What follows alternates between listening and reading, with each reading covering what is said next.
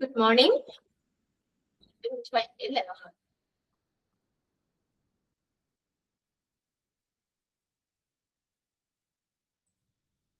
Okay, നമ്മൾ എടുത്തത് 10ാമത്തെ chapter അല്ലേ, റെസ്പോൺസിബിലിറ്റീസ് ഓഫ് ഹോസ്പിറ്റൽ അഡ്മിനിസ്ട്രേഷൻ.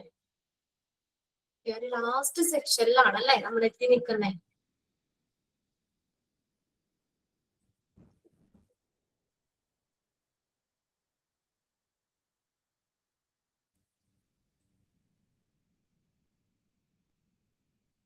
നിങ്ങളുടെ ടെക്സ്റ്റിന്റെ പേജ് നമ്പർ എന്താ പിള്ളേരെ?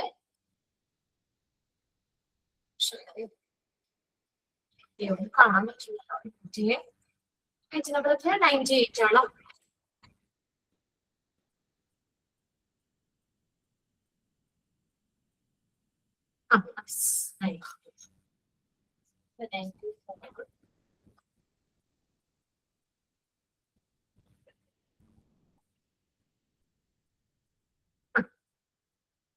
Basic skills required for non clinical jobs. അതല്ലേ ഇനി നമുക്ക് സ്റ്റാർട്ട് ചെയ്യണ്ടേ?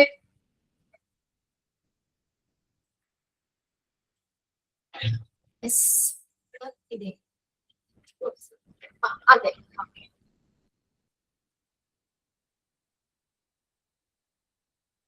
ഇന്ന് നിങ്ങളുടെ തൊട്ട് മുന്നല്ല, 2 ബാച്ച് മുന്നുള്ള ബാച്ചിന്റെ ക്ലാസ് ഇന്നത്തോടു കൂടി കഴിഞ്ഞ്. അപ്പൊ അതുകൊണ്ട് 2 മിനിറ്റ് അവരോട് സംസാരിച്ചുകൊണ്ടാണ് കേട്ടോ 2 മിനിറ്റ് ലേറ്റ് ആയത്.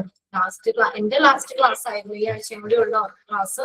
നെക്സ്റ്റ് തേഴ്സ്ഡേ എക്സാം ആണ്, അതുകൊണ്ട് ലാസ്റ്റ് ഒരു ക്ലാസ് എന്ന് പറഞ്ഞൊരു ഭയങ്കര വിഷമമുള്ള ക്ലാസ് ആണ്. നമ്മൾ ഇത്രയും നാൾ അടുത്തിരുന്നിട്ടേ പെട്ടെന്ന് അങ്ങോട്ട് ക്ലാസ് തീരട്ടെ. എനിക്ക് സന്തോഷമായിട്ടുള്ള ക്ലാസ് കഴിഞ്ഞല്ലോ. വീട്ടിൽ എക്സാമും കഴിഞ്ഞ് സർട്ടിഫിക്കറ്റ് കൈ കിട്ടി, കോൺവെക്കേഷൻ ഒക്കെ കഴിഞ്ഞ് കഴിഞ്ഞാൽ ഇല്ലേ സന്തോഷമില്ലേ? അതെ, പിള്ളേർ ഇങ്ങനെ ഓരോ മെസ്സേജ് ഒക്കെ അയച്ചുകൊണ്ടിരിക്കുകയാണ്. അപ്പൊ ഞാൻ കോൺവെക്കേഷന് നിങ്ങൾ വരുമ്പോ കാണാം, അന്നേരം വന്ന് സംസാരിക്കണം എന്നൊക്കെ പറഞ്ഞ് ഇങ്ങനെ പറയാം. ക്ലാസ്സിലെ കാര്യങ്ങളൊക്കെ അവരിങ്ങനെ മെസ്സേജ് ചെയ്ത് ഇട്ടോണ്ടിരിക്കുകയായിരുന്നേ. ഓക്കെ, നമുക്ക് എന്തായാലും നമ്മുടെ തീരാനൊക്കെ ആയിട്ടുണ്ട് അല്ലേ?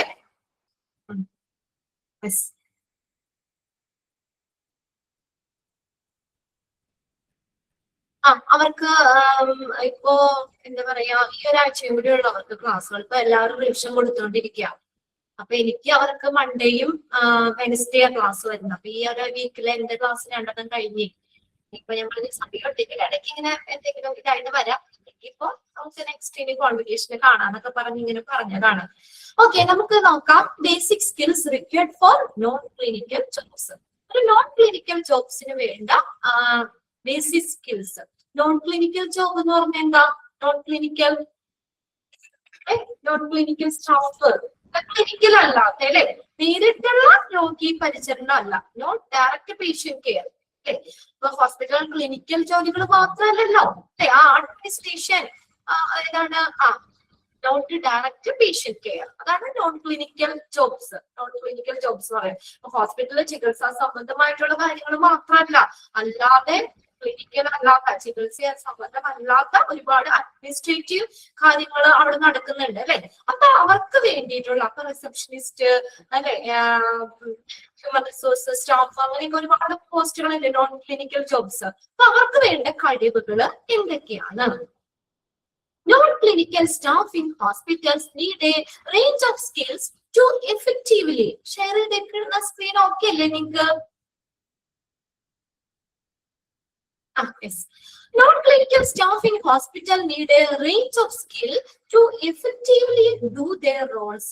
അവർക്കുടെ റോളുകൾ, ആ നോൺ ക്ലിനിക്കൽ ജോബ് റോളുകൾ നല്ല ഫലപ്രദമായിട്ട് നിർവഹിക്കുന്നതിന് നിരവധി കഴിവുകൾ ആവശ്യമാണ് അവർക്ക്. അപ്പൊ അതായത് എന്താ, നോൺ ക്ലിനിക്കൽ ആണ്. അപ്പൊ ഓവറോൾ ഹോസ്പിറ്റലിലെ നമ്മളെ ഓരോ പോസ്റ്റിൽ ഇപ്പൊ റിസപ്ഷനിസ്റ്റ് ആണെങ്കിൽ അവർക്കുടെ ഡ്യൂട്ടീസ്, അപ്പൊ അവർക്കുടെ ഡ്യൂട്ടീസ് ഒക്കെ നല്ല രീതിയിൽ നല്ലൊരു ഫലപ്രദമായിട്ട് നിർവഹിക്കുന്നതിന് അവർക്ക് ഈ കഴിവുകൾ ആവശ്യമാണ്. അപ്പൊ എന്തൊക്കെയാണ് ഒരു നോൺ ക്ലിനിക്കൽ ജോബ്സിന് വേണ്ട അവർക്ക് ആവശ്യമായിട്ടുള്ള കഴിവുകൾ എന്ന് നോക്കിയേ. Some key skills for non clinical staff in hospital consist of. ഏതൊക്കെയാണ്? ഒന്നാമത്തെ നോക്കിയേ, കമ്മ്യൂണിക്കേഷൻ സ്കിൽസ് ആണ്.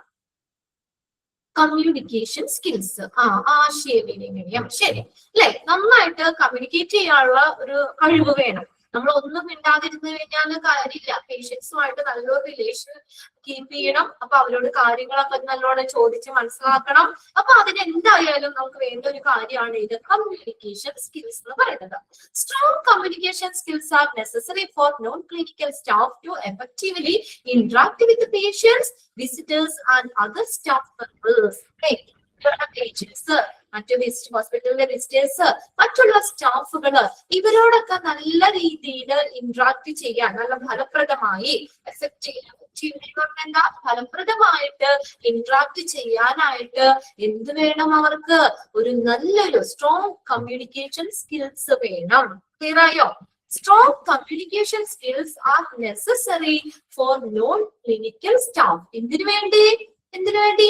പേഷ്യൻസിനെ, വിസിറ്റേഴ്സിനെ, അതർ സ്റ്റാഫ് മെമ്പേഴ്സ് ഇവരോടൊക്കെ നല്ല രീതിയിൽ ഇന്ററാക്ട് ചെയ്യാൻ, നല്ല ഫലപ്രദമായിട്ട് ഇന്ററാക്ട് ചെയ്യാൻ സ്ട്രോങ് കമ്മ്യൂണിക്കേഷൻ സ്കിൽസ് വേണം. അപ്പൊ അവിടെ ഒന്ന് underline ചെയ്തോട്ടോ. That skills are necessary for non-clinical staff to effectively interact with the patient. അപ്പൊ ശ്രദ്ധിക്കുക, ഏത് സ്കില്ലാ ഇന്ററാക്ട് ചെയ്യാൻ? Strong communication skills. ഇനി അടുത്ത് നോക്കിയാൽ they should be able to communicate clearly. എങ്ങനെ സംസാരിക്കണം? ക്ലിയർ ആയിട്ട് വേണം. പറയുന്ന കാര്യങ്ങള് വ്യക്തത വേണം, അല്ലെ? നമ്മള് വെറുതെ സംസാരിച്ചു എന്ന് പറഞ്ഞിട്ട് കാര്യമില്ല. ആ കേൾക്കുന്ന ആളുകളുടെ എങ്ങനെയായിരിക്കണം? അത് ക്ലിയർ ആയിരിക്കണം. പിന്നെ ആൻഡ് എംപത്തറ്റിക്കലി എങ്ങനെ വേണം? നല്ല എംപത്തറ്റിക് എന്ന് പറഞ്ഞാൽ സഹാനുഭൂതിയോടുകൂടി, അല്ലേ?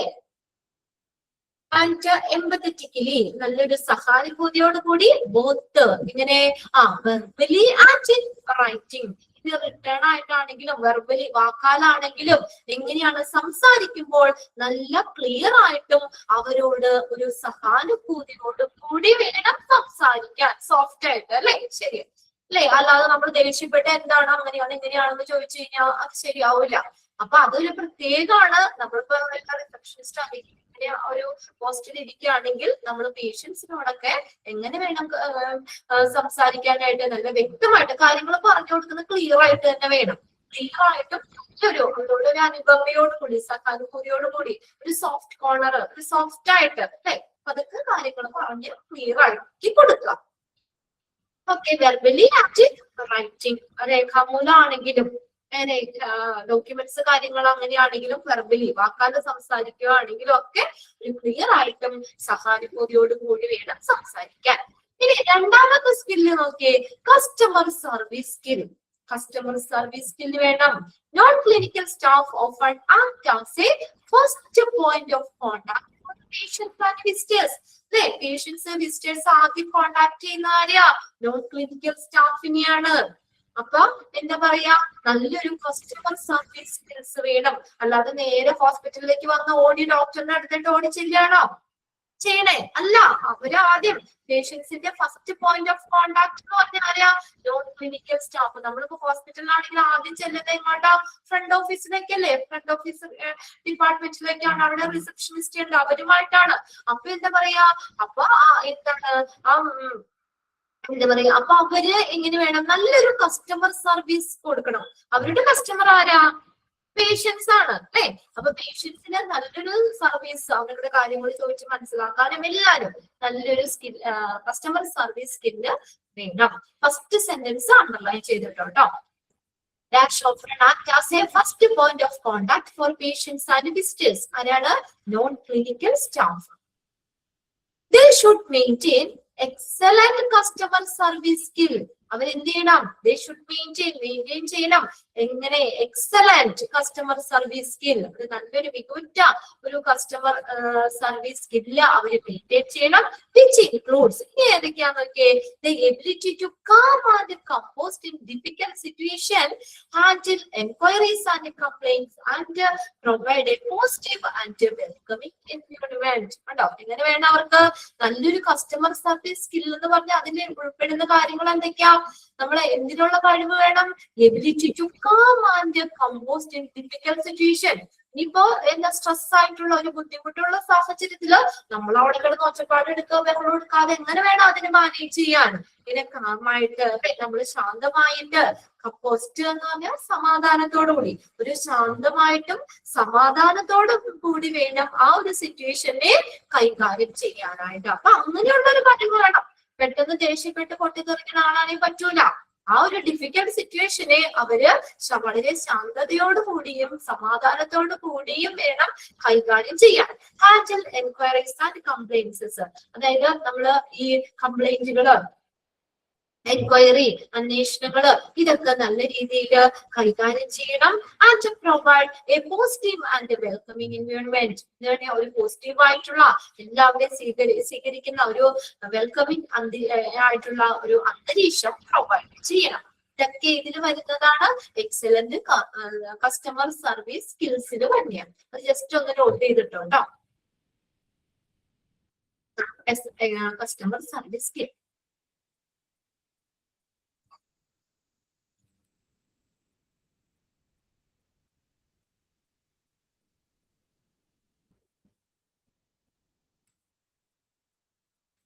ഓക്കെ, നെക്സ്റ്റ് നോക്കിയേ ഓർഗനൈസേഷണൽ സ്കിൽ.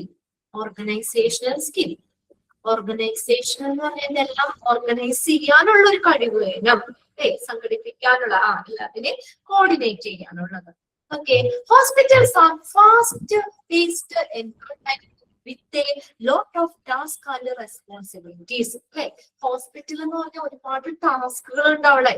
അത് ഹോസ്പിറ്റലിൽ നല്ല രീതിയിൽ കോർഡിനേറ്റ് ചെയ്തുകൊണ്ട് പോകുക എന്നുള്ളത് ഭയങ്കര ബുദ്ധിമുട്ടുള്ള കാര്യമാണ്. അല്ലെ, അത് എന്താ പറയാ, ഒരു നല്ലൊരു ടാസ്ക് ആണ് അത് ശരിക്കും പറഞ്ഞ. അതുപോലെ തന്നെ ഒരു ലോട്ട് ഓഫ് റെസ്പോൺസിബിലിറ്റീസ് ഉണ്ട്. ഓരോ വ്യക്തികൾക്കും അവരുടേതായിട്ടുള്ള ഉത്തരവാദിത്തങ്ങളും കാര്യങ്ങളും ഉണ്ട്. പല ടാസ്കുകളും ആ കൈകാര്യം ചെയ്യാണ്. അപ്പൊ എന്ന് പറഞ്ഞു കഴിഞ്ഞാൽ അവിടെ എന്ത് വേണം? strong organizational skills to manage their workload, prioritize tasks and meet deadlines. കേട്ടോ, ഇത് നമുക്ക് നല്ലൊരു ഓർഗനൈസേഷണൽ സ്കിൽ, എല്ലാത്തിനെയും കോർഡിനേറ്റ് ചെയ്യാൻ, എല്ലാത്തിനെയും സംഘടിപ്പിക്കാനുള്ള, ഒത്തൊരുമിച്ച് ഏകോപിപ്പിച്ച് കൊണ്ടുപോകാനുള്ള ഒരു കഴിവ് വേണം. Manage there work load. കണ്ടോ, അവിടുത്തെ വർക്ക് ലോഡ് ഇല്ലേ, വർക്ക് ലോഡിനെ കൈകാര്യം ചെയ്യുക. ഇപ്പൊ നമ്മൾ ഡിഫിക്കൽട്ട് ടാസ്ക് അങ്ങനെയുള്ള ഇതിനകത്താണെങ്കിൽ എന്ത് ചെയ്യണം? നമ്മളവിടെ അത് കൂടുതൽ സ്റ്റാഫുകളെ നിർത്തേണ്ട വരും. എന്നാൽ ബുദ്ധിമുട്ടില്ലാത്ത ഏരിയയിലാണെങ്കിൽ നമുക്ക് സ്റ്റാഫിന്റെ എണ്ണം കുറവ് മതി. അപ്പൊ അങ്ങനെയൊക്കെ അവിടെ വർക്ക് ലോഡ് അനുസരിച്ച് അവിടെ കാര്യങ്ങൾ മാനേജ് ചെയ്യണം. പ്രയോറിറ്റൈസ് ടാസ്ക്, പിന്നെ ചില ടാസ്കുകൾക്ക് മുൻഗണന കൊടുക്കണം.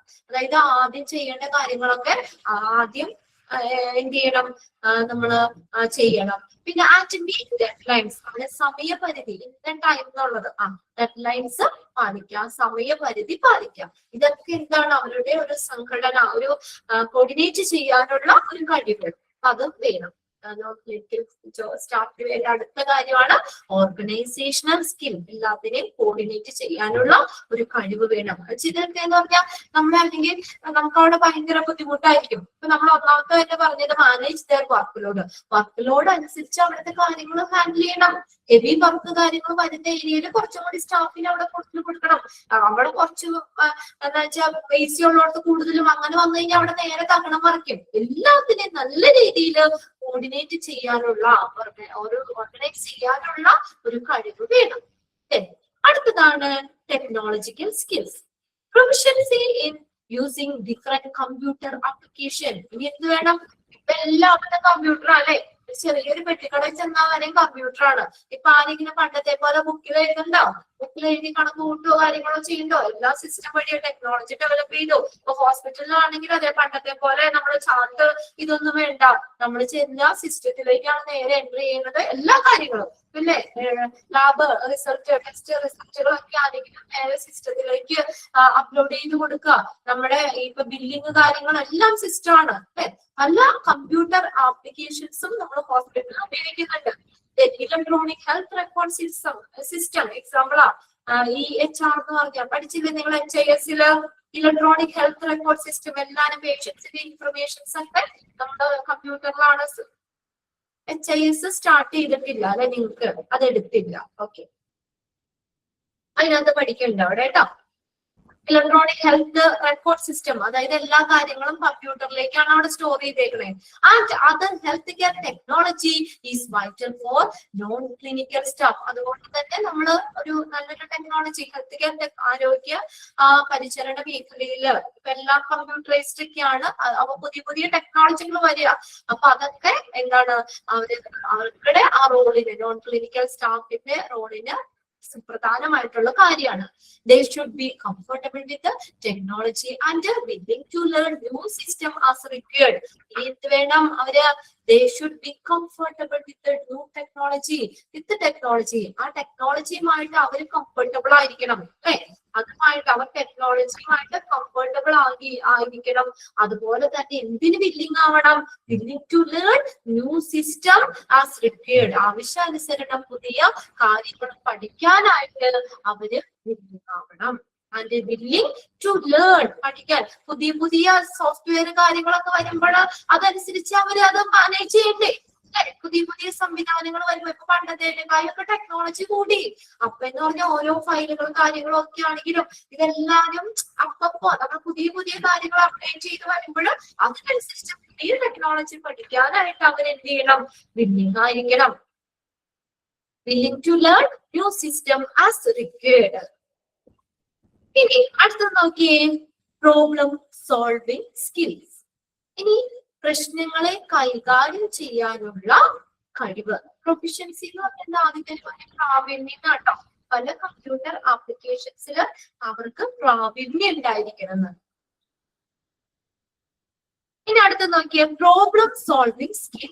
പ്രോബ്ലത്തെ എന്തെങ്കിലും പ്രശ്നങ്ങൾ ഉണ്ടെങ്കിൽ അതിനെ കൈകാര്യം ചെയ്യാനുള്ള ഒരു കഴിവ് വേണം. എന്തെങ്കിലും പ്രശ്നങ്ങൾ വരികയാണെങ്കിൽ അതിനെ കൈകാര്യം ചെയ്യാനുള്ള ഒരു കഴിവ് വേണം. Non clinical staff may faces various challenges and problems while executing their duties. അവരുടെ ഡ്യൂട്ടി നിർവഹിക്കുന്ന സമയത്ത് നോൺ ക്ലിനിക്കൽ സ്റ്റാഫ് പല ചലഞ്ചസുകളെ, പല വെല്ലുവിളികളെ അവര് നേരിടുന്നുണ്ട്. പല പ്രശ്നങ്ങളെ, പലതരത്തിലുള്ള അവരുടെ ഡ്യൂട്ടിയുടെ ഭാഗമായിട്ട് അവര് പലതരത്തിലുള്ള വെല്ലുവിളികളെ നേരിടുന്നുണ്ട്. And while executing there duties, നമ്മൾ ചാലഞ്ചസ് ഒക്കെ പഠിച്ചില്ലേ അല്ലെ? ഓരോ മിക്ക ചാപ്റ്ററുകൾ എടുക്കുമ്പോൾ അവിടെ അപ്പൊ മെയിൻ്റെനൻസ് മാനേജ്മെന്റ് ആണെങ്കിൽ അതിനകത്ത് അവർ നേരിടുന്ന ചലഞ്ചസ് അല്ലെ, ഒരുപാട് നമ്മൾ സേഫ്റ്റി ആൻഡ് സെക്യൂരിറ്റി, ഡയറ്ററി, ഇതിനകത്തൊക്കെ ഓരോന്നുമായിട്ട് റിലേറ്റ് ചെയ്ത് ചലഞ്ചസ് പഠിച്ചു. അപ്പൊ അവര് അവർക്കുടെ നോൺ ക്ലിനിക്കൽ സ്റ്റാഫ് അവരുടെ ഡ്യൂട്ടീസ് എക്സിക്യൂട്ട് ചെയ്യാൻ നിർവഹിക്കുക. അപ്പോൾ നിർവഹിക്കുമ്പോൾ പല പ്രശ്നങ്ങളെയും പല വെല്ലുവിളികളെയും അവർ ഫേസ് ചെയ്യേണ്ട. അപ്പൊ അത് വരുമ്പോ അവിടെ വിഷമിച്ചിരിക്കാൻ പറ്റുമോ? ഇല്ല അല്ലെ? അപ്പൊ എന്ത് ചെയ്യണം?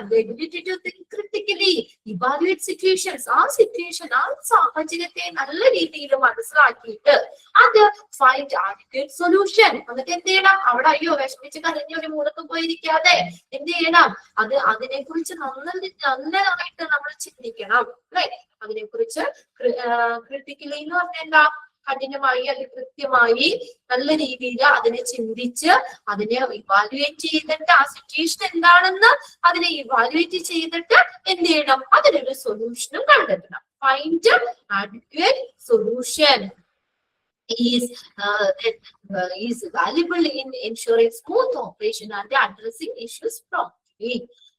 Promptly എന്ന് പറഞ്ഞാൽ തൽക്ഷണം. അപ്പൊ അങ്ങനെയുള്ള ഹോസ്പിറ്റലിലെ പ്രവർത്തനങ്ങൾ, അപ്പൊ ആ പ്രശ്നം ഉണ്ടായി, അതിനെ പെട്ടെന്ന് തന്നെ ഇവാലുവേറ്റ് ചെയ്ത് അതിന്റെ സൊല്യൂഷൻ കണ്ടുപിടിച്ചിട്ട് അവിടുത്തെ പ്രവർത്തനങ്ങൾ സാധാരണ രീതിയിൽ അല്ലെ സ്മൂത്ത് ആയിട്ടുള്ള പ്രവർത്തനങ്ങൾ ഉറപ്പുവരുത്തണം. And addressing issues promptly. പ്രശ്നങ്ങളൊക്കെ ഉണ്ടെങ്കിലേ അതിനെ ഉടനടി തന്നെ നമ്മൾ എന്ത് ചെയ്യുക? അതിനെ അഡ്രസ് ചെയ്യുക, അഭിസംബോധന ചെയ്യുക. അല്ലെങ്കിൽ അതിനെ എന്താ പറയാ, എന്താന്ന് വെച്ചാൽ പെട്ടെന്ന് അത് ആ പ്രശ്നങ്ങൾ എന്തെങ്കിലും അവിടെ കിടക്കട്ടെ എന്ന് വെച്ച് വെക്കാതെ തൽക്ഷണം നമ്മൾ ഉടനടി തന്നെ അതിനെ ഇവാലുവേറ്റ് ചെയ്ത്, ആ സിറ്റുവേഷൻ ഇവാലുവേറ്റ് ചെയ്ത് അതിനെ കുറിച്ച് നമ്മൾ ചിന്തിച്ച് അതിന് അനുയോജ്യമായിട്ടുള്ള ഒരു സൊല്യൂഷൻ കണ്ടെത്തണം. അപ്പൊ അടുത്തൊരു സ്കിൽ ഏതാണ്? Problem solving skills. ഈ സ്കില്ലുകൾ നിങ്ങൾ നോക്കണം കേട്ടോ. നോൺ ക്ലിനിക്കൽ ജോബ്സിന് സ്റ്റാഫിന് വേണ്ട സ്കില്ലുകൾ ഏതൊക്കെയാണുള്ളത് കേട്ടോ. അപ്പൊ നമ്മൾ 5 എണ്ണം നമ്മൾ പറഞ്ഞു. ഒന്നാമത്തെ എന്താ പറഞ്ഞേ? നല്ലൊരു കമ്മ്യൂണിക്കേഷൻ സ്കില്ല് വേണം. രണ്ടാമത്തെ കസ്റ്റമർ സർവീസ് സ്കില്ല് വേണം. എല്ലാത്തിനെയും ഓർഗനൈസ് ചെയ്യാനുള്ള കഴിവ്, ഓർഗനൈസേഷണൽ സ്കില്ല് വേണം. പിന്നെ ടെക്നോളജി സ്കിൽസ് വേണം. പിന്നെ അടുത്തതാണ് എന്തെങ്കിലും പ്രശ്നങ്ങളൊക്കെ ഉണ്ടെങ്കിൽ അവിടെ കരഞ്ഞു പിടിഞ്ഞിരിക്കാതെ ആ പ്രശ്നത്തെ നല്ല രീതിയിൽ മനസ്സിലാക്കിയിട്ട് അതിനെ സോൾവ് ചെയ്യാനുള്ള പ്രോബ്ലം സോൾവിങ് സ്കിൽസ് വേണം. 5 എണ്ണം ഒക്കെ ആണോ നോക്കിയേ. യെസ്.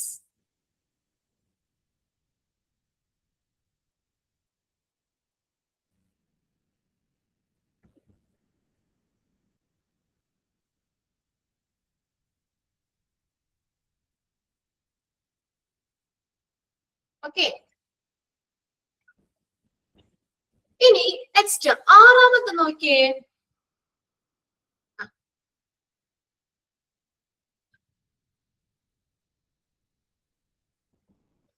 ആറാമത് നോക്കിയേ, കോൺഫിഡൻഷ്യാലിറ്റി ആൻഡ് എത്തിക്സ്. കോൺഫിഡൻഷ്യാലിറ്റി എന്ന് പറഞ്ഞാൽ എന്താ? രഹസ്യാത്മകത. എത്തിക്സ് എന്ന് വെച്ചാൽ എന്താണ്? ധാർമ്മികത. നമ്മള് എന്താ പറയാ, ഹോസ്പിറ്റലില് ഇപ്പൊ നമ്മള് പേഷ്യൻസ് നൽകുന്ന വിവരങ്ങള് അതിനൊക്കെ ഒരു കോൺഫിഡൻഷ്യാലിറ്റി വേണം, രഹസ്യാത്മകത വേണം. അത് നമ്മൾ സെക്യൂർ ചെയ്ത് വെക്കണം അല്ലെ. അത് മറ്റുള്ളവർക്കൊന്നും ഓപ്പൺ ആക്കി കൊടുക്കാനോ അല്ലെങ്കിൽ അങ്ങനെയൊന്നും പാടില്ല.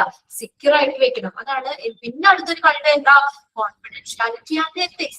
Non-clinical staff often have an entry to sensitive patients' information. എന്താണ്? ഈ നോൺ ക്ലിനിക്കൽ സ്റ്റാഫിന് പേഷ്യൻസിന്റെ നല്ല ബന്ധപ്പെട്ട സെൻസിറ്റീവ് ആയിട്ടുള്ള വിവരങ്ങളിലേക്കുള്ള പ്രവേശനമുണ്ട്. അവർക്ക് ഡീറ്റെയിൽ അറിയണ്ടേ? ഇപ്പൊ നമ്മൾ ഫസ്റ്റ് റിസപ്ഷനിൽ അവര് വന്ന് രജിസ്റ്റർ ചെയ്യുമ്പോൾ തന്നെ അവരുടെ ഡീറ്റെയിൽസ് കാര്യങ്ങളൊക്കെ അറിയണം.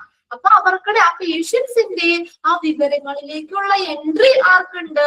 നോൺ ക്ലിനിക്കൽ സ്റ്റാഫിന്. എന്താ ഡോക്ടറിനൊന്നും അത്രയും ഡീറ്റെയിൽ ഒന്നും അറിയേണ്ട ആവശ്യമില്ല അല്ലെ. രോഗങ്ങളെ കുറിച്ചും എന്താന്നുള്ള അങ്ങനെയുള്ള കാര്യങ്ങളൊക്കെ ഡോക്ടറിന് മനസ്സിലാക്കിയാൽ മതി. എന്താ ഡോക്ടറിനേക്കായൊക്കെ ഉപരി നോൺ ക്ലിനിക്കൽ സ്റ്റാഫിന് പേഷ്യൻസിന്റെ വിവരങ്ങളിലേക്ക്, സെൻസിറ്റീവ് ആയിട്ടുള്ള പേഷ്യൻസിന്റെ വിവരങ്ങളിലേക്ക് കൂടുതൽ പ്രവേശനമുണ്ട്. It is necessary for them to understand and stick confidentiality and ethical standards. അപ്പൊ അങ്ങനെ ആ വിവരങ്ങള് എന്ത് ചെയ്യണം? എങ്ങനെ മനസ്സിലാക്കണം? അവിടെ രഹസ്യാത്മകത, അതിന്റെ എത്തിക്കൽ സ്റ്റാൻഡേർഡ്, ധാർമ്മിക, അതിനൊരു സ്റ്റാൻഡേർഡ്, ധാർമ്മികത, എത്തിക്സിന് ചേരുന്ന രീതിയിൽ അല്ലെ ഒരു രഹസ്യാത്മകതയും അവിടെ സൂക്ഷിക്കണം. Keeping patient privacy. പേഷ്യൻസിന്റെ പ്രൈവസി കീപ്പ് ചെയ്യണം. അവരുടെ സ്വകാര്യത കീപ്പ് ചെയ്യണം. And protecting confidential data. എന്ത് ചെയ്യണം? രഹസ്യാത്മകതമായിട്ടുള്ള ഡേറ്റാസിനെ സംരക്ഷിക്കണം. ആ പേഷ്യൻസ് നമ്മൾ ഹോസ്പിറ്റലിൽ കൊടുക്കുന്ന വിവരങ്ങൾ എങ്ങനെയായിരിക്കണം? കോൺഫിഡൻഷ്യൽ ആയിരിക്കണം. കോൺഫിഡൻഷ്യാലിറ്റി. കോൺഫിഡൻഷ്യൽ എന്ന് പറഞ്ഞാൽ രഹസ്യാത്മകത വേണം. രഹസ്യം അവരുടെ ആ വിവരങ്ങള് എന്താണ്? എപ്പോഴും അത് നമ്മള് സെക്യൂർ ആയിട്ടിരിക്കണം. അത് മറ്റുള്ളവർക്കൊന്നും നമ്മൾ ഓപ്പൺ ആക്കി വെക്കാൻ പാടില്ല. പേഷ്യൻസിന്റെ സ്വകാര്യത, പ്രൈവസിനെ സംരക്ഷിക്കുകയും വേണം. കറക്റ്റ് ശരിയല്ലേ? നമ്മൾ കൊടുക്കുന്ന കാര്യങ്ങളൊക്കെ ഹോസ്പിറ്റൽ HIS ഹോസ്പിറ്റൽ ഇൻഫർമേഷൻ സിസ്റ്റത്തിൽ അവിടെ സെക്യൂർ ആണ്, സുരക്ഷിതമാണ്. അവിടെ അത് വേറെ ആർക്കൊന്നും ഷെയർ ചെയ്യാനോ അവരോടൊന്നും ഡിസ്കസ് ചെയ്യാനോ ഒന്നും പാടില്ല. എന്നുവെച്ചാൽ കൂടുതൽ കാര്യങ്ങള് പേഷ്യൻസിന്റെ കാര്യങ്ങള് ആർക്കറിയാം? നോൺ ക്ലിനിക്കൽ സ്റ്റാഫിനെ അറിയാം. അപ്പൊ അവിടെ സെക്യൂർ ആക്കി തന്നെ ഇരിക്കണം. അതുപോലെ തന്നെ പേഷ്യൻസിന്റെ പ്രൈവസി കാത്തു സൂക്ഷിക്കണം. പേഷ്യൻസിന്റെ ഡേറ്റാസ്, കോൺഫിഡൻഷ്യൽ രഹസ്യാത്മകമായിട്ടുള്ള ഡേറ്റാസ് സംരക്ഷിക്കുകയും വേണം. ഇനി അടുത്തത് നോക്കിയേ, ടീം വർക്ക് ആൻഡ് കൊളാബറേഷൻ. ഒരു team work and collaboration. Collaboration എന്ന് പറഞ്ഞാൽ സഹകരണം. Hospitals are interdisciplinary setting. Interdisciplinary എന്ന് പറഞ്ഞാൽ എന്താ? ഒരുപാട് ഡിപ്പാർട്ട്മെന്റുകൾ കാര്യങ്ങളെയൊക്കെ സംയോജിപ്പിച്ചിട്ട് കൊണ്ടുള്ള അല്ലെങ്കിൽ അതിന്റെയൊക്കെ ഒരു സഹകരണം അത് വേണം. ഇന്റർ ഡിസിപ്ലിനറി സെറ്റിംഗ്സ് ആണ്. അപ്പൊ അതിന് എന്ത് വേണം? കൊളാബറേഷൻ വേണം, സഹകരണം വേണം. Among the various departments and staff. അല്ലെ, ഒരു ഡിപ്പാർട്ട്മെന്റും തന്നെ പ്രവർത്തിക്കാൻ പറ്റില്ല. എല്ലാ ഡിപ്പാർട്ട്മെന്റുമായിട്ട് എന്താണ് നല്ല രീതിയിലുള്ള സഹകരണവും അതുപോലെ സ്റ്റാഫ് മെമ്പേഴ്സുമായിട്ടും നല്ല രീതിയിലുള്ള ഒരു കൊളാബറേഷൻ സഹകരണം വേണം. എന്നാലല്ലേ ഹോസ്പിറ്റലിലെ എന്താ പറയാ ഓൾ അറൗണ്ട് ആയിട്ടുള്ള എല്ലാ കാര്യങ്ങളും സ്മൂത്ത് ആയിട്ട് പോകുള്ളൂ. ഒരു സെൽഫായിട്ട് അവിടെ നിൽക്കാൻ പറ്റില്ല. എന്നുവെച്ചാൽ ഓരോന്നും കണക്റ്റഡ് ആയിരിക്കും. ഇപ്പൊ ഫസ്റ്റ് തന്നെ നമ്മൾ റിസപ്ഷൻ ആണ്. റിസപ്ഷനിൽ നിന്നാണ് മറ്റുള്ള സെക്ഷനിലേക്കൊക്കെ പേഷ്യൻസിന്റെ ഡേറ്റാസ് പോകുന്നത് അല്ലേ? അപ്പൊ അവര് മറ്റുള്ള ഡിപ്പാർട്ട്മെന്റുമായിട്ട് കണക്ഷൻ വേണ്ടേ? കണക്റ്റഡ് ആയിരിക്കും. എല്ലാവരും തമ്മില് എല്ലാ ഡിപ്പാർട്ട്മെന്റുകളും അത് പിന്നെ അതുപോലെ നമ്മൾ ചെല്ലുമ്പോഴേക്കാണ് രജിസ്റ്റർ ചെയ്യുമ്പോഴേക്ക് ഏത് സെക്ഷനിലേക്കാണെങ്കിൽ അവിടെ നിന്ന് കണക്ട് ചെയ്യുന്നത് അല്ലേ? ഒഫ്താൽമോളജിയിലൊക്കെ ആണെങ്കിൽ നേരിട്ട് നമ്മൾ വിളിക്കുമ്പോൾ അവര് പറയും 1 മിനിറ്റ് വെയിറ്റ് ചെയ്യട്ടോ, കളക്ട് ചെയ്യാന്ന് പറയും നമ്മളോട്. എന്നിട്ട് അവിടെ നിന്നാണ് ആ സെക്ഷനിലേക്ക് ഏത് ഇപ്പൊ കാർഡിയോളജിയിലേക്ക് ആണെങ്കിലും ഒക്കെ കളക്ട് ചെയ്ത് നമുക്ക് തരുന്നത്. എല്ലാ ഡിപ്പാർട്ട്മെന്റുകളും എങ്ങനെയാണ്? കണക്റ്റഡ് ആണ്. അപ്പൊ ആ ഡിപ്പാർട്ട്മെന്റുകൾ തമ്മിലും അതിനുപരി അവിടുത്തെ സ്റ്റാഫുകൾ തമ്മിലും എന്ത് വേണം? ഒരു സഹകരണം വേണം. Non-clinical staff should be able to work in an effective manner as a part of the team, communicate and coordinate with the colleges and അവരുടെ സഹപ്രവർത്തകരുമായിട്ട് കോർഡിനേറ്റ് ചെയ്യണം. And donate A positive work environment, അങ്ങനെ ഒരു നല്ലൊരു positive ആയിട്ടുള്ള തൊഴിൽ അന്തരീക്ഷം donate ചെയ്യണം. Clear ആയില്ലേ? Team work and collaboration. Okay, ഇനി അടുത്തതാണ് അഡാപ്റ്റബിലിറ്റി. അഡാപ്റ്റബിലിറ്റി എന്ന് പറഞ്ഞാൽ പൊരുത്തപ്പെടുക, അഡ്ജസ്റ്റ് ചെയ്യുക, എല്ലാത്തിനോടും പൊരുത്തപ്പെടാനുള്ള ഒരു കഴിവ് വേണം. The healthcare industry is continuously evolving and non-clinical staff should be adjustable to changes in procedure, policies and technology. എന്താണ് അഡാപ്റ്റബിലിറ്റി? പൊരുത്തപ്പെടാൻ അഡ്ജസ്റ്റ് ചെയ്യാനുള്ള ഒരു കഴിവ് വേണം. അതായത് നമ്മൾ അവിടെ പറഞ്ഞ പ്രൊസീജിയറുകള്, പോളിസികള്, ടെക്നോളജി ഒക്കെ എന്താണ് മാറിക്കൊണ്ടിരിക്കുകയാണ് അല്ലെ? പുതിയ കാര്യങ്ങൾ വരുമ്പോൾ പ്രൊസീജിയറിൽ വ്യത്യാസം വരും, പോളിസികളിൽ ചേഞ്ചസ് വരാം, ടെക്നോളജിയിൽ ചേഞ്ചസ് ഉണ്ടാവാം. അപ്പൊ ആ മാറി വരുന്ന മാറ്റങ്ങളോട് എന്ത് ചെയ്യാൻ? അഡ്ജസ്റ്റ് ചെയ്യാനുള്ള ഒരു കഴിവ് വേണം അല്ലെ? അല്ലാതെ ഞാൻ പണ്ടത്തെ രീതിയിൽ തന്നെ ഇരിക്കുള്ളൂ എന്ന് പറഞ്ഞാൽ അവിടെ കുറ്റിയടിച്ചിട്ട് കാര്യമുണ്ടോ? ഇല്ല. പുതിയ കാര്യങ്ങൾ വരുമ്പോൾ അതിനനുസരിച്ച് നമ്മൾ പൊരുത്തപ്പെട്ടു പോകണം. അതിനോട് നമ്മൾ അഡാപ്റ്റബിലിറ്റി പൊരുത്തപ്പെട്ട് തന്നെ പോകണം. അപ്പൊ ആ ഒരു കഴിവും വേണം. അല്ല എനിക്ക് പറ്റൂല, ഞാൻ ഇങ്ങനെയാണ്, ഞാൻ അഡ്ജസ്റ്റബിൾ അല്ല, അല്ലെങ്കിൽ എനിക്ക് അങ്ങനെ പറ്റില്ല എന്ന് പറഞ്ഞിരിക്കാൻ പറ്റൂല. അഡ്ജസ്റ്റബിൾ ആയിരിക്കണം. ആ മാറി വരുന്ന മാറ്റങ്ങളോട് എന്ത് ചെയ്യണം? പൊരുത്തപ്പെട്ട് പോകണം. അങ്ങനെ ഒരു കഴിവ് വേണം. They should be open to learning new skills and approaches to remain updated in their roles. They should be open to learning, പഠിക്കാനായിട്ട് നമ്മൾ പുതിയ കാര്യങ്ങൾ, പുതിയ കഴിവുകൾ, അപ്രോച്ചസ് ഇതൊക്കെ പഠിക്കാൻ ഒരു വില്ലിങ് ആയിരിക്കണം. അത് ടു റിമെയിൻ അപ്ഡേറ്റഡ് റോൾസ്. അപ്പൊ പുതിയ കാര്യങ്ങൾ അപ്ഡേറ്റ് ചെയ്യാനും അങ്ങനെയുള്ളതൊക്കെ അവരുടെ റോൾസിന് അത്യാവശ്യമാണ്. എന്താണ് മാറുന്ന സാഹചര്യങ്ങള്, പ്രൊസീജിയർ, പോളിസി, ടെക്നോളജി ഇതിനോടൊക്കെ പൊരുത്തപ്പെടാനുള്ള ഒരു കഴിവ് വേണം. അഡാപ്റ്റബിലിറ്റി നിങ്ങൾക്ക് അങ്ങനെ ഒരു ജോലിയാണെങ്കിൽ കിട്ടുക. ഈ കാര്യങ്ങളൊക്കെ നിങ്ങൾ ഓർത്തു വയ്ക്കോ? യെസ്. ഇനി അടുത്ത് നോക്കിയ വളരെ ഇമ്പോർട്ടന്റ് ആണ് എംപതി ആൻഡ് കമ്പാഷൻ. എന്ത് വേണം? സഹാനുഭൂതിയും അനുകമ്പയും വേണം. കണ്ടോ? സഹാനുഭൂതിയും അനുകമ്പയും വേണം നമുക്ക്. അതായത് വരുന്ന പേഷ്യൻസും സ്റ്റാഫും ഒക്കെ ആയിട്ടേ നല്ല രീതിയിൽ അവരോടൊരു നല്ലൊരു ദയവോടുകൂടി, സഹാനുഭൂതിയോടുകൂടി, അനുകമ്പ, കമ്പാഷൻ എന്ന് പറഞ്ഞ അനുകമ്പ എന്നാട്ടോ. അനുകമ്പ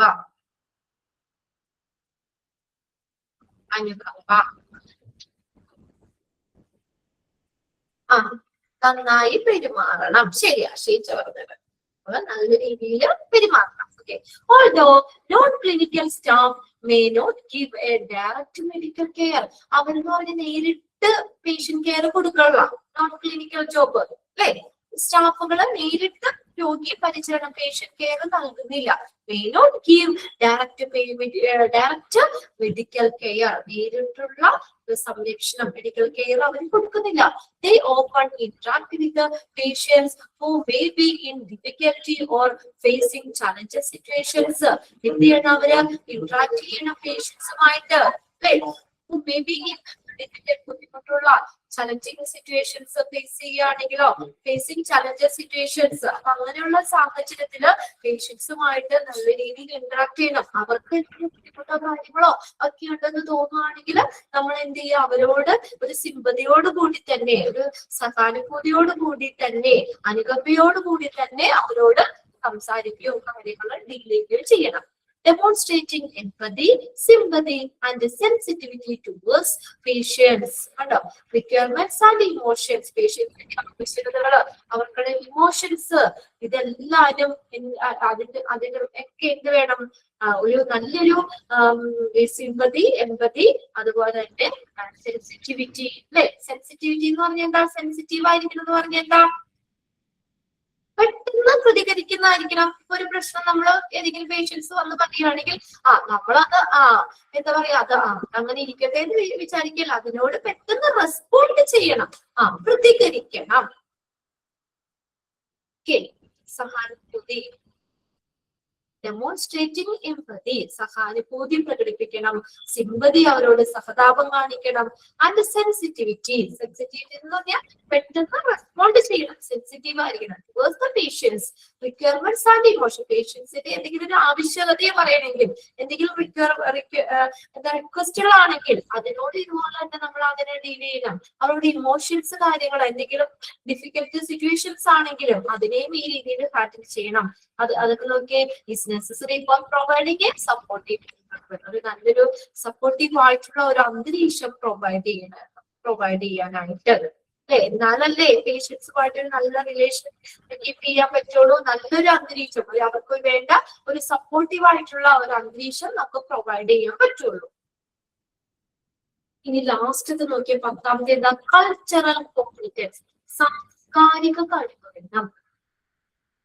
Cultural competence. Hospitals serve diverse patient population with a different cultural background.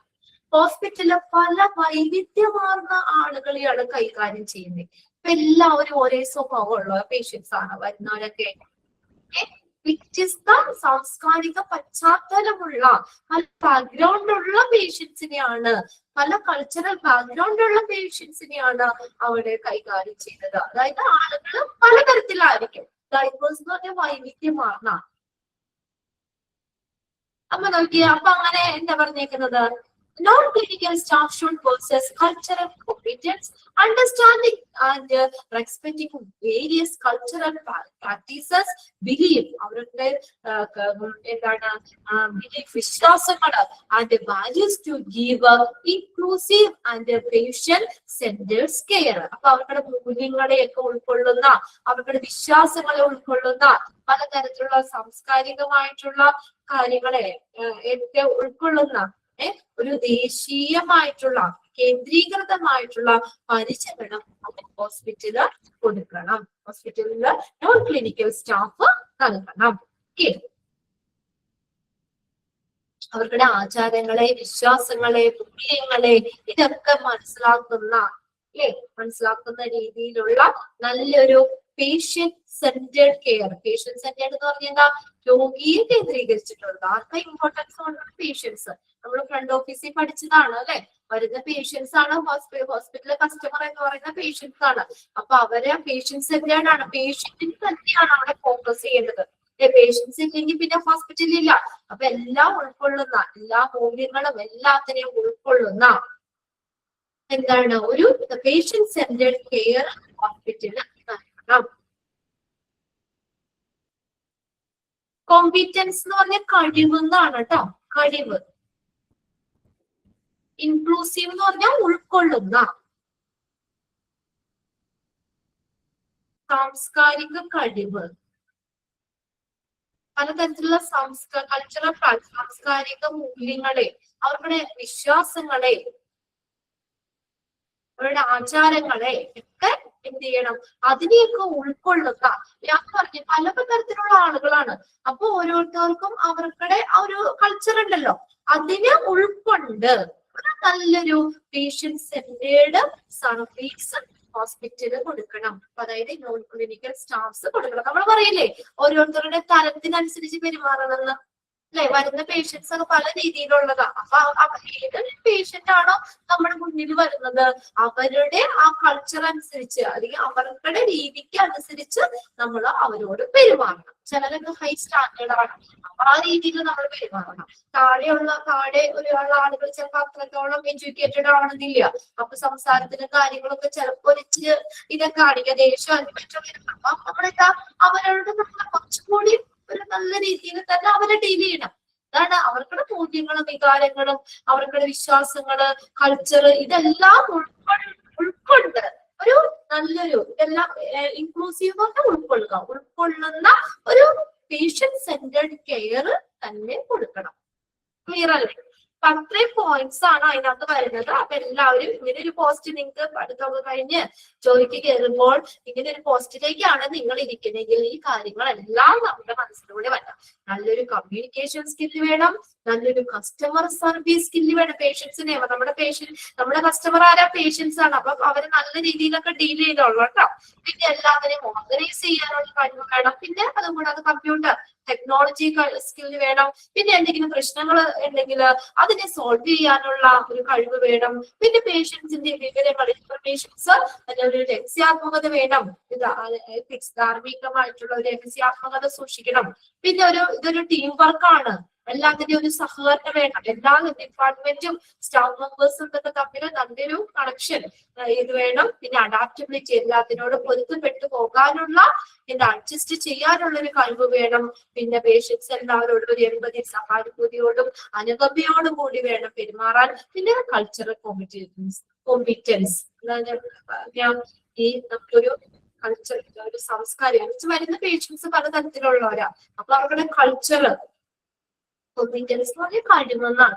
അപ്പൊ നമ്മുടെ ഒരു കൾച്ചറൽ ആയിട്ടുള്ള ഒരു കൾച്ചർ അല്ലെങ്കിൽ നമ്മുടെ മുന്നിൽ നിൽക്കുന്ന ആളുകൾ എങ്ങനെയാണ് അവരെ ബേസ് ചെയ്തിട്ട് അതേ രീതിയിൽ വേണം അവരോട് പെരുമാറാൻ. ഓക്കെ, ഇതിനകത്ത് നിങ്ങൾ വായിച്ചു വെക്കുക കേട്ടോ. നമ്മള് അണ്ടർലൈൻ ചെയ്യാനായിട്ട് അങ്ങനെ ഇല്ല. ഓരോ പോയിന്റ്സ് ഒന്ന് വായിച്ച് അതിനകത്ത് പറഞ്ഞേക്കുന്ന കാര്യങ്ങൾ എന്തൊക്കെയാണെന്നുള്ളത് അത് മനസ്സിലാക്കി. പിന്നെ അടുത്തതാണ് എന്താണ് അത് ചെറിയൊരു കൺക്ലൂഷൻ കൊടുത്തിട്ടുണ്ട്. These are just some of the skills that non-clinical staff in hospital should possess to contribute to the efficient functioning of the healthcare facility and to provide excellent support to patient and clinical staff. കേട്ടോ, നല്ലൊരു health care ഫെസിലിറ്റിയുടെ ഒരു കാര്യക്ഷമമായ പ്രവർത്തനത്തിന് അതിനുവേണ്ട contribution നൽകുന്നതിനും പേഷ്യൻസിനും clinical സ്റ്റാഫിനും ഒക്കെ നല്ലൊരു support പിന്തുണ നൽകുന്നതിനും ഹോസ്പിറ്റലിലെ നോൺ ക്ലിനിക്കൽ സ്റ്റാഫിന് ഉണ്ടായിരിക്കേണ്ട just some of the skill. കണ്ടോ, ചെറിയ ഇതിൽ കൂടുതൽ വേണം.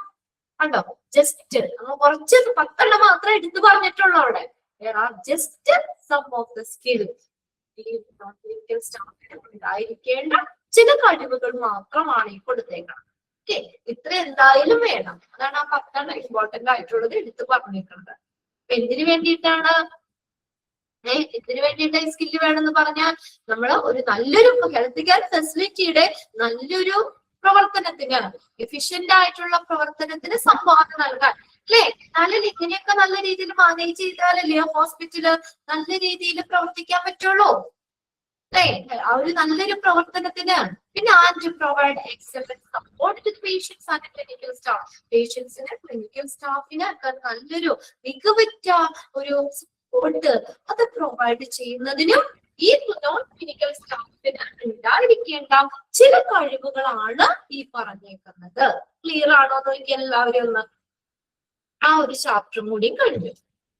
ഒരു ചാപ്റ്റർ കൂടിയാണ് നമ്മുടെ മുന്നിലുള്ളത്. പിന്നെ അത് കഴിഞ്ഞിട്ട് എന്താ പറയുന്നേ ചാപ്റ്റേഴ്സ് അവിടെ ബാലൻസ് ടീച്ചർമാർക്കിടെ പോർഷൻസ് നോക്കിയിട്ട് നമ്മുടെ ഈ ഒരു ചാപ്റ്റർ കൂടി എനിക്ക് പോർഷൻസ് ഡിവൈഡ് ചെയ്തേക്കണേൽ ഈ ഇൻഷുറൻസ് എന്ന് പറഞ്ഞൊരു ചാപ്റ്റർ കൂടി ഉള്ളൂ. അപ്പൊ അതും കൂടി കഴിഞ്ഞിട്ട് നമുക്ക് ക്ലാസ് സമയം ഉണ്ടെങ്കിൽ വേറെ ഏതെങ്കിലും എടുക്കാം കേട്ടോ. മെഡിക്കൽ ഇൻഷുറൻസ് എന്ന് പറഞ്ഞാണ് അടുത്തൊരു ചാപ്റ്റർ. അത് സിമ്പിൾ ആയിട്ടുള്ള, സിമ്പിൾ എന്നല്ല, കുറച്ചും കൂടി നമുക്ക് ഒരു ഇൻട്രസ്റ്റിംഗ് ആണ് ഇൻഷുറൻസ് ഒക്കെ. അപ്പൊ അതാണ് ഞാൻ ലാസ്റ്റത്തേക്ക് വെച്ചത്. നമുക്കപ്പോ പോർഷൻസ് ഇനിയിപ്പോ ഇതല്ലേ ഉള്ളൂ എന്നുള്ളതാണ്. എനിക്ക് പിന്നെ പെട്ടെന്ന് കുറെ ചാപ്റ്റേഴ്സ് ഒക്കെ ആകുമ്പോഴേ അയ്യോ ഇനി കുറെ ചാപ്റ്റർ എടുക്കാണ്ടല്ലോ എന്ന് ഓർക്കും. ഇനിയിപ്പോ നമുക്ക് സമാധാനമായിട്ട് എടുക്കാം. ഇതാണ് മെഡിക്കൽ ഇൻഷുറൻസ് എന്ന് പറഞ്ഞ ഒന്നാമത്തെ ചാപ്റ്റർ ആണ് കേട്ടോ.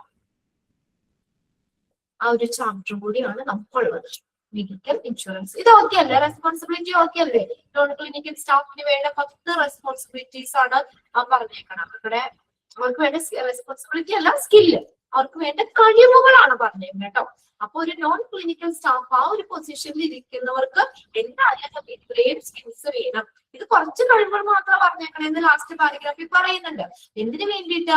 ആ ഹോസ്പിറ്റലിലെ പ്രവർത്തനങ്ങൾ നല്ല രീതിയിൽ സുഗമമായിട്ട് നടത്താൻ പേഷ്യൻസും സ്റ്റാഫും ഒക്കെ തമ്മിലുള്ള ഒരു നല്ലൊരു എന്താ പറയാ, നല്ലൊരു അവർക്ക് നല്ലൊരു സപ്പോർട്ട് കൊടുക്കാനും ഒക്കെ വേണ്ടിയിട്ട് ഈ ക്ലിനിക്കൽ സ്റ്റാഫിന് ഇത്രയും കഴിവുകൾ എന്തായാലും വേണം.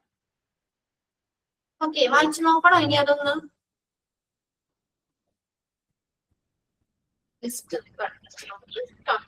വായിച്ചു നോക്കണ്ടെന്നാ പറഞ്ഞ, ക്ലിയർ ആണ്. എന്റെ കുട്ടികളൊക്കെ അങ്ങനെയാണ്. അപ്പൊ ഞാൻ പറഞ്ഞത് നിങ്ങളുടെ ക്ലാസ്സിലാണോ ഞാൻ പറഞ്ഞത്? ഒരു ഏത് ബാച്ചിലാണ്? HA13 ആ ബാച്ചിലുള്ള കുട്ടികൾ പറയായിരുന്നു, മിസ്സിന്റെ ക്ലാസ് കണ്ടുകൊണ്ട് മാത്രമായിട്ടോ ഞാൻ എക്സാം എഴുതിയത്. എനിക്ക് വായിക്കാനുള്ള സമയമില്ല. കുഞ്ഞു കുട്ടികളാണ്. കഴിഞ്ഞ ഹസ്ബൻഡിന്റെ കാര്യം നോക്കി കുഞ്ഞുകൊച്ചിന്റെ കാര്യം കഴിഞ്ഞിട്ട് എനിക്ക് വായിക്കാൻ സമയം കിട്ടിയില്ല മിസ്സേ. ഞാൻ അതുകൊണ്ട് ക്ലാസ് മാത്രം കണ്ടിട്ടാ മിസ്സേ എക്സാം എഴുതിയത്. ആ കൊച്ചു നേരെ എന്തൊക്കെ കമന്റ് ഇട്ട് തന്നതാണ്. അവര് പറയും ക്ലാസ് നമ്മൾ കറക്റ്റ് ആയിട്ട് കേട്ടിരിക്കുക, ശ്രദ്ധിക്കുകയാണെങ്കിൽ അത് മതി ശരിക്കും നമുക്ക്. പിന്നെ ഞാൻ പറയുന്ന കാര്യം ഉണ്ടല്ലോ, ഫസ്റ്റ് ക്ലാസ് തുടങ്ങിയപ്പോ ഞാൻ പറഞ്ഞതാണ്, അന്ന് ഒരു പ്രാവശ്യം വായിച്ചു വെച്ചാൽ ഒരേ ഒരു പ്രാവശ്യം വായിച്ചു വെച്ചാൽ പിന്നെ നമ്മള് ഇങ്ങനെ ഒരുപാട് നേരം ഇരുന്ന് തലകുത്തി കിടന്ന് വായിക്കണ്ട. പിന്നെ എക്സാമിന്റെ തലേദിവസം നമുക്ക് നല്ല കൂളായിട്ടിരിക്കാം. അല്ലെങ്കിൽ പിന്നെ നമ്മൾ വായിക്കാതാണ് പെൻഡിങ് ആയിട്ട് ഇടുമ്പോ നമുക്ക് അയ്യോ കുറെ ചാപ്റ്റേഴ്സ് പഠിക്കാനുണ്ടല്ലോ എന്നൊരു ടെൻഷനാവും അല്ലേ? ഇത് നമ്മൾ കറക്റ്റ് ആയിട്ട് ഫോളോ ചെയ്ത് പോകുന്നവർക്ക് ഒരു ബുദ്ധിമുട്ടുമില്ല. അത് ഓക്കെയാണ്. ഇപ്പൊ സ്കില്ലുകൾ 10 നമ്മുടെ മനസ്സിലുണ്ട്. ഒരു പ്രാവശ്യം കൂടി വായിച്ചു കഴിഞ്ഞാൽ നമുക്കത് ഓർമ്മ കിട്ടുമല്ലോ.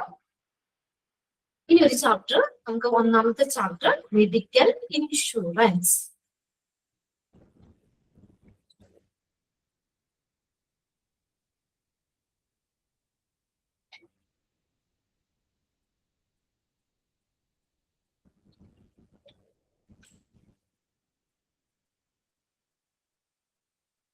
ഞാൻ ഇത്തിരി വെള്ളം കുടിച്ചാട്ടോ. Medical insurance. ഓക്കെ, ഒന്നാമത്തെ ചാപ്റ്റർ ആണ്. ടെക്സ്റ്റില് പേജ് എത്രയാ? ഒന്നാമത്തെ പേജ് ആണോ? ടെക്സ്റ്റിൽ എടുക്കണം. പേജ് നമ്പർ എത്രയാണ്? ഒന്നാമത്തെ പേജ് തന്നെയാണ് ടെക്സ്റ്റിന്റെ ഫസ്റ്റ്. ഇൻഷുറൻസ് ഒക്കെ എടുത്തിട്ടുണ്ടോ നിങ്ങള്? മെഡിക്കൽ ഇൻഷുറൻസ് ഒക്കെ ഉള്ളവരുണ്ടോ? എടുത്തിട്ടുണ്ട്.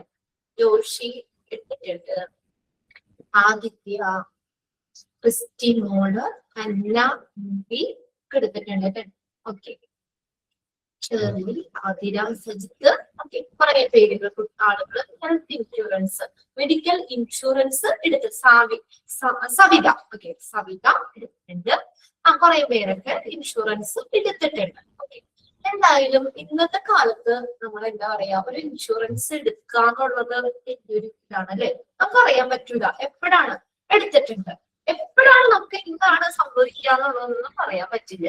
അപ്പൊ നമുക്ക് ഒരു ഇൻഷുറൻസ് നമ്മുടെ കയ്യിലുണ്ടെങ്കിൽ നമുക്ക് സേഫ്റ്റിയാണ്. അപ്പൊ അത്ര പേടിക്കണ്ട അല്ലെ? അപ്പൊ നമുക്കിപ്പോ പെട്ടെന്ന് ഹോസ്പിറ്റലൈസ്ഡ് ആയി നമ്മുടെ കയ്യിൽ പെട്ടെന്നൊരു അതില് അസുഖങ്ങളൊക്കെ ആണെങ്കിലും എപ്പോഴാ വരികയെന്ന് അറിയില്ല. ആക്സിഡൻസ് ഒക്കെ ആണെങ്കിലും കൂടി വരികയാണ്. നമുക്ക് പറയാതിരിക്കാൻ പറ്റില്ല. നമുക്ക് പെട്ടെന്ന് ഒരു 2 ലക്ഷം രൂപ പെട്ടെന്ന് വേണമെന്ന് പറഞ്ഞാൽ നമ്മുടെ കയ്യിൽ നേരിട്ട് പൈസ എടുക്കാനുണ്ടോ? പെട്ടെന്ന് ഉണ്ടാവില്ല നമ്മുടെ കയ്യിൽ. അപ്പൊ നമുക്കൊരു ഇൻഷുറൻസ് നമ്മുടെ കയ്യിലുണ്ടെങ്കിൽ നമുക്ക് സേഫ് ആയിട്ട് നമുക്ക് ഹോസ്പിറ്റലിലേക്ക് പോകാം. അപ്പൊ നമ്മള് എന്താ പറയാ, പ്രീമിയം ആയിട്ട് നമ്മൾ ഇതിനെ എമൗണ്ട് അടിച്ചുകൊണ്ടിരിക്കണമെങ്കിൽ പോലും നമുക്ക് എന്താ പറയാ, നമുക്ക് ആ ഹോസ്പിറ്റലൈസ്ഡ് ക്യാഷ്ലെസ് ഒക്കെ ഉണ്ടല്ലോ, ക്യാഷ്ലെസ് ഇൻഷുറൻസ് ഒക്കെയാണ്. ഒരു പൈസ പോലും കൊടുക്കണ്ട. ഹോസ്പിറ്റലിൽ ചെന്നാൽ മതി. നമ്മൾ ചിലത് റീഇംബേഴ്സ്മെന്റ് ആയിരിക്കും. അപ്പൊ അതെന്ന് പറഞ്ഞു കഴിഞ്ഞാല് ചിലപ്പോ നമ്മൾ ചിലപ്പോ പൈസ അടയ്ക്കേണ്ടി വരും. പിന്നെ ഇൻഷുറൻസ് LIC ഉണ്ട്. മാത്രമുള്ളൂ. LIC മാത്രമേ ഉള്ളൂ. സ്റ്റാർ ഹെൽത്ത് ഇൻഷുറൻസ് ഉണ്ട്. പല പല ഇൻഷുറൻസ് പ്ലാനുകൾ നമുക്ക് ഇതിനകത്ത് പഠിക്കാണ്ട്. അപ്പൊ എന്തായാലും ഞാൻ പറഞ്ഞു വന്നത് ഒരു ഇൻഷുറൻസ് നമ്മുടെ കയ്യിൽ ഉണ്ട് എന്ന് പറഞ്ഞാൽ നമുക്കൊരു വലിയൊരു കാര്യം തന്നെയാണ്. പെട്ടെന്ന് ഇതുപോലെയുള്ള ഹോസ്പിറ്റലൈസ്ഡ് ആകുമ്പോൾ നമുക്ക് ഒരുമിച്ച് പൈസ ചിലപ്പോൾ എടുക്കാനാണ് നമ്മുടെ സേഫ്റ്റി, അല്ലേ? ശരി, ഒരുമിച്ച് നമുക്ക് പൈസ എടുക്കാൻ ഉണ്ടാവണമെന്നില്ല. അപ്പൊ നമുക്ക് എന്താ, നേരെ ഹോസ്പിറ്റലിലാണെങ്കിലും നമുക്ക് ആ ക്യാഷ് ഇൻഷുറൻസ് കമ്പനികൾ നമുക്ക് തരും, അല്ലേ? എത്രയാണ് എക്സ്പെൻസ് തന്നെ, എക്സ്പെൻസ് നമുക്ക് താങ്ങാൻ പറ്റില്ല.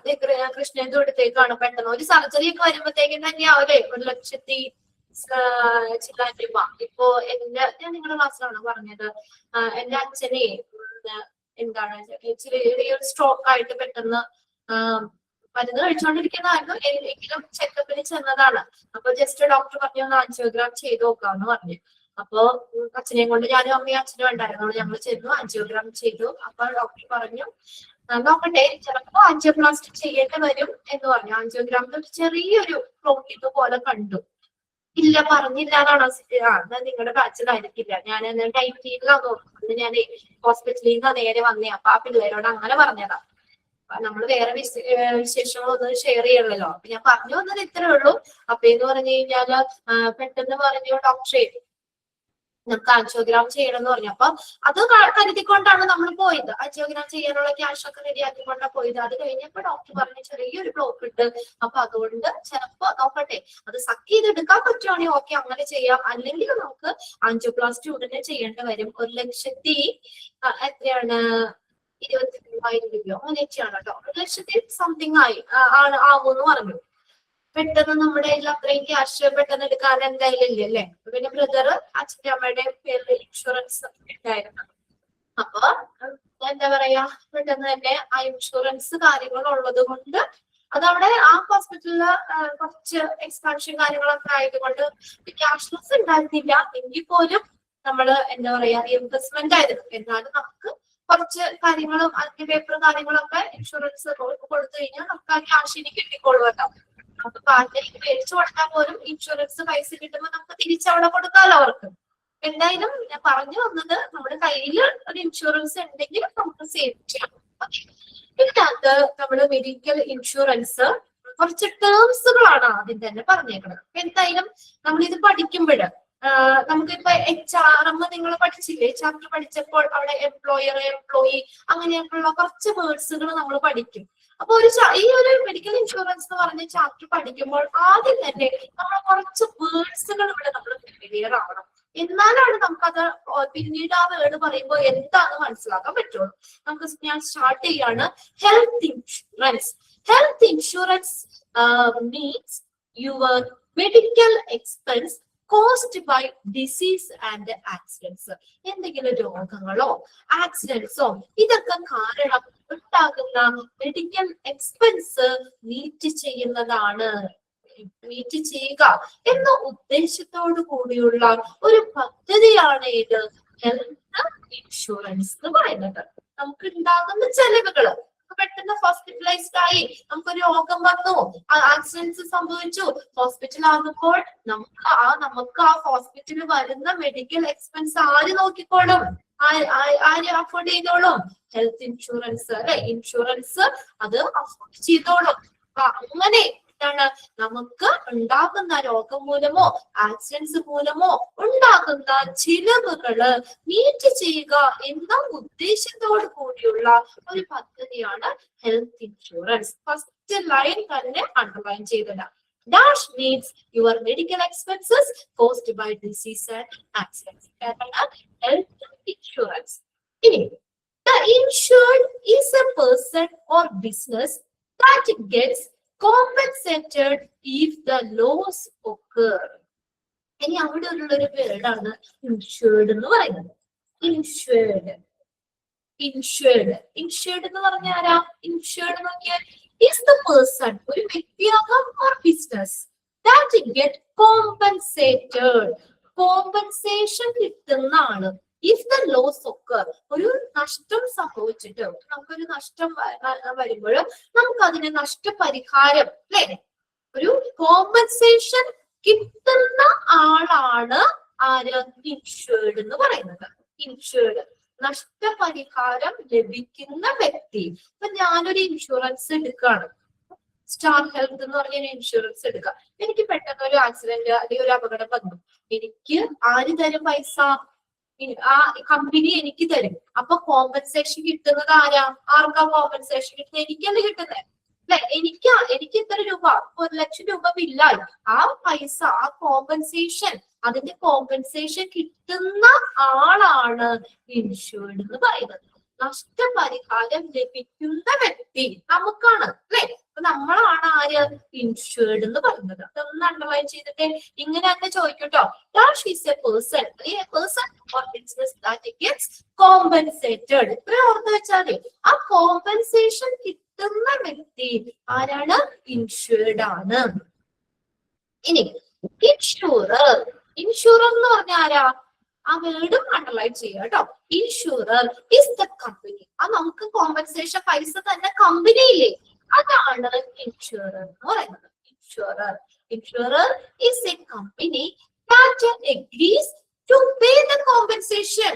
കോമ്പൻസേഷൻ തരാന്ന് സമ്മതിക്കുന്ന, എഗ്രി ചെയ്യുന്ന കമ്പനി ഇല്ലേ, ഈ കോമ്പൻസേഷൻ തരാമെന്ന് എഗ്രിമെന്റ് ചെയ്യുന്ന ആ കമ്പനി, നമുക്ക് നഷ്ടപരിഹാരം തരുന്ന ആ കമ്പനി, അതാണ് ഇൻഷുറർ. രണ്ട് വേർഡ്സും നോക്കാം. ആ 3 സെന്റൻസും രണ്ടാമത്തെ സെന്റൻസും അണ്ടർലൈൻ ചെയ്യേണ്ടതാണ്. ഓക്കെ, നമ്മൾ പറഞ്ഞു ഹെൽത്ത് ഇൻഷുറൻസ് എന്ന് പറഞ്ഞ എന്താ? മെഡിക്കൽ സംബന്ധമായിട്ടുള്ള അല്ലെ, ആക്സിഡൻസും എന്തെങ്കിലും ഡിസീസും ഒക്കെ മൂലം ഉണ്ടാകുന്ന മെഡിക്കൽ സംബന്ധമായിട്ടുള്ള എല്ലാ ചിലവുകളും മീറ്റ് ചെയ്യുക എന്ന ഉദ്ദേശത്തോട് കൂടിയുള്ള ഒരു ഇൻഷുറൻസ് പദ്ധതിയാണ് ഇത് ഹെൽത്ത് ഇൻഷുറൻസ്. അപ്പൊ ഇതിൽ തന്നെ അറിയാം ഹെൽത്ത് അല്ലെ, നമുക്ക് ആരോഗ്യ ഇൻഷുറൻസ്. നമുക്ക് എന്തെങ്കിലും രോഗം, ആക്സിഡന്റ് ഉണ്ടാക്കുകയാണെങ്കിൽ അതിന് നമുക്ക് വരുന്ന എക്സ്പെൻസ്, ചെലവ് മീറ്റ് ചെയ്യുന്നതിന് വേണ്ടിയുള്ള ഒരു ഇൻഷുറൻസ് പദ്ധതിയാണ് ഹെൽത്ത് ഇൻഷുറൻസ്. ഹെൽത്ത് ഇൻഷുറൻസിൽ നമ്മൾ പറഞ്ഞ ഇൻഷുർഡ് ആരാണ്? ഇൻഷുർഡ് എന്ന് പറഞ്ഞ ആരാണ്? നമുക്ക് അതായത് കോമ്പൻസേഷൻ കിട്ടുന്ന ആളാ, പൈസ കിട്ടുന്ന ആളില്ലേ, പൈസ കിട്ടുന്ന ആളാണ് ആര്? ഇൻഷുർഡ്. ഇൻഷുറർ എന്ന് പറഞ്ഞ ആരാണ്? കമ്പനി, പൈസ തന്ന കമ്പനി ഇല്ലേ, ഇൻഷുറൻസ് കമ്പനി, അതാണ് ഇൻഷുറർ എന്ന് പറയുന്നത്. അപ്പൊ ശരിക്കും ഇൻഷുറൻസിൽ 2 പാർട്ടികൾ ഉണ്ട് അല്ലേ? ആരൊക്കെയുണ്ട്? ഇൻഷുർഡ് ഉണ്ട്, ഇൻഷുറർ ഉണ്ട്. ആ 2 പാർട്ടികളും തമ്മിലുള്ള ഒരു എഗ്രിമെന്റ് ആണ് ശരിക്കും ഇൻഷുറൻസ് എന്ന് പറയുന്നത് അല്ലെ? നമുക്ക് ഇന്നൊരു അപകടം വന്നു, എത്ര രൂപയാണെന്ന് വെച്ചാൽ അത്രയും പൈസ തരാമെന്ന് ആ ഇൻഷുറൻസ് കമ്പനി പറയാണ്. നമുക്ക് ആ പൈസ അവര് തരും. അപ്പൊ നമ്മളും ഇൻഷുർഡും ഇൻഷുററും തമ്മിലുള്ള എഗ്രിമെന്റ് ആണ് ശരിക്കും ഒരു ഇൻഷുറൻസ് എന്ന് പറയുന്നത്. ഓക്കെ, അതിന്റെ കറക്റ്റ് കാര്യങ്ങൾ, അവർക്ക് correct rules and regulations, procedure കാര്യങ്ങളുണ്ട്. ഏതിനൊക്കെ അവര് ഇൻഷുറൻസ് ഇത് തരും, ഏതൊക്കെ രോഗങ്ങൾക്ക്, അങ്ങനെയൊക്കെ ഡീറ്റെയിൽ ഇവിടെ പഠിക്കാനുണ്ട് കേട്ടോ. എന്തിനൊക്കെയാണ് എന്നുള്ളതും എമൗണ്ടുകളോ കാര്യങ്ങളൊക്കെ പഠിക്കാണ്ട്. ഇച്ചിരി ഡീറ്റെയിൽ ആയിട്ട് തന്നെ പഠിക്കാനുള്ള ചാപ്റ്റർ അത്. അപ്പൊ 3 കാര്യങ്ങൾ ഓക്കെ അല്ലേ? Insured, insurer, health insurance. Okay, ഇനി നോക്കിയേ, the money that is paid by the insured to the insurer is called premium. ഇനി അടുത്ത ഒരു കാര്യമാണ് പ്രീമിയം. ഇങ്ങനെ തന്നെ ചോദിച്ചിട്ടുണ്ട്, നിങ്ങൾ തൊട്ട് മുന്നുള്ള ബാച്ചിലർ എക്സാമിന് മെഡിക്കൽ ഇൻഷുറൻസിന് ഈ സെയിം ക്വസ്റ്റ്യൻ ഉണ്ടായിരുന്നു.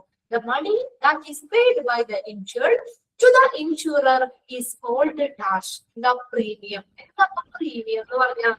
money that is paid by the insured to the insurer. ആർക്ക് കൊടുക്കുന്നതാ? ഇൻഷുർഡ് ഇൻഷുററിന് കൊടുക്കുന്ന പൈസയാണ് പ്രീമിയം. നമ്മൾ കൊടുക്കൂലേ, വെറുതെ ഒരു കാശ് തരുമോ? നമ്മളിപ്പോ പന്തിലെയോ അല്ലെ പ്രീമിയം ഇതുണ്ട്, 2 മാസം കൂടുമ്പോഴോ പ്രീമിയം ആയിട്ട് നമ്മൾ കുറച്ച് പൈസ അടയ്ക്കണ്ടേ ഇല്ലേ? നിങ്ങൾ ആരാണ് ഇവിടെ ഹെൽത്ത് ഇൻഷുറൻസ് എടുത്തേക്കുന്നത്? എങ്ങനെയാ പ്രീമിയം എമൗണ്ട് എത്ര രൂപ വെച്ചാ നിങ്ങൾ അടയ്ക്കണത്? ആരെങ്കിലും ഒന്ന് മെസ്സേജ് ചെയ്തിട്ടോ. അപ്പൊ നമുക്ക് ഇവരോട് കൂടി പറയാലോ എത്ര രൂപയാ പ്രീമിയം വന്നേന്ന്. നമ്മൾ അടയ്ക്കൂലേ ഇൻഷുറൻസ് കമ്പനിയിലേക്ക്? നമ്മൾ ഓരോ ഘട്ടഘട്ടമായിട്ട് പന്തിലെയോ 2 മാസം കൂടുമ്പോ അങ്ങനെയൊക്കെ അടയ്ക്കുന്ന തുക, അതാണ് ഏത് പ്രീമിയം എന്ന് പറയുന്നത്. ആരെവിടെ എടുത്തവര്? അതിലെടുത്തോ? അതിനെയാണോ എടുത്തിട്ടുള്ളത്? എത്രയാണ് പ്രീമിയം എമൗണ്ട്? എത്രയാ വന്നേ? ഇയർലി 15,000. പ്രീമിയം എമൗണ്ട്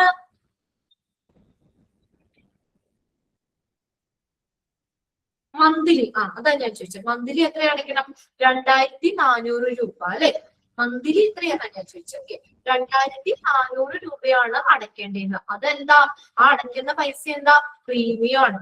അപ്പൊ ഇത്ര രൂപയുടെ ഇൻഷുറൻസിന് നമ്മൾ എത്ര രൂപയാണ് ഇത് പ്രീമിയം വന്നത്? അതൊക്കെ എന്താ പറയാ, ഈ എമൗണ്ടിനെയൊക്കെ ബേസ് ചെയ്തിട്ട് പ്രീമിയം എമൗണ്ടിൽ വ്യത്യാസം വരും കേട്ടോ.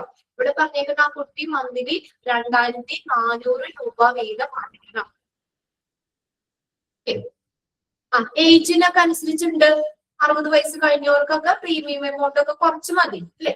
അങ്ങനെയൊക്കെ ഉണ്ട്. ഇതാണ് പല പല ഇതിനകത്ത് പറയുന്നുണ്ട്. അവർക്കുടെ ഒരു പ്രൊസീജിയർ കാര്യങ്ങളുണ്ട്, പോളിസികളുണ്ട്. അപ്പൊ അതിനനുസരിച്ചാണ് ഞാൻ ജസ്റ്റ് ഒന്ന് പറഞ്ഞു എന്നുള്ളൂ. അതായത് നമ്മൾ ആ കമ്പനിയിലേക്ക് അടയ്ക്കുന്നത്. അപ്പൊ മന്ത്ലി ആണ് ആ കുട്ടി പറഞ്ഞത്. മന്ത്ലി ആ പ്രീമിയം അടയ്ക്കണേ 2,400 രൂപ. അപ്പൊ എല്ലാ മാസവും 2,400 രൂപ ഇത് അടയ്ക്കണ്ടേ ഇൻഷുറൻസ് കമ്പനിയിലേക്ക്? അപ്പൊ അങ്ങനെ അടയ്ക്കുന്ന പൈസ ഇൻഷുററിന് പേ ചെയ്യുന്ന പൈസക്കാണ് എന്തെന്ന് പറയുന്നത്? പ്രീമിയം. കിട്ടിയോ? പ്രീമിയം. അതുകൂടി നോക്കി വെക്കാം.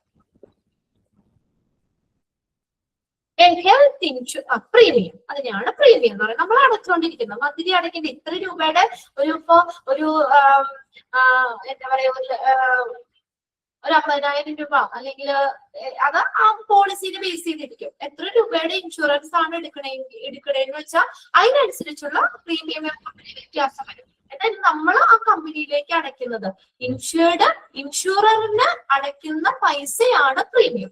Depends on policy. ശരിയാ. ആ ഹെൽത്ത് പോളിസിനെ ബേസ് ചെയ്തിട്ടിരിക്കും പ്രീമിയം എമൗണ്ട്. ഇപ്പൊ ഞാൻ ജസ്റ്റ് ആ കുട്ടി പറഞ്ഞു എന്നുള്ളൂ. 2,400 2 ലക്ഷത്തിന്റെ പോളിസി. അപ്പൊ എത്രയാ ഭവിഷ്യ? 2 ലക്ഷത്തിന്റെ പോളിസിയാണ്. അപ്പൊ എത്ര അടയ്ക്കണേ? മന്ത്ലി പ്രീമിയം എത്ര വരും?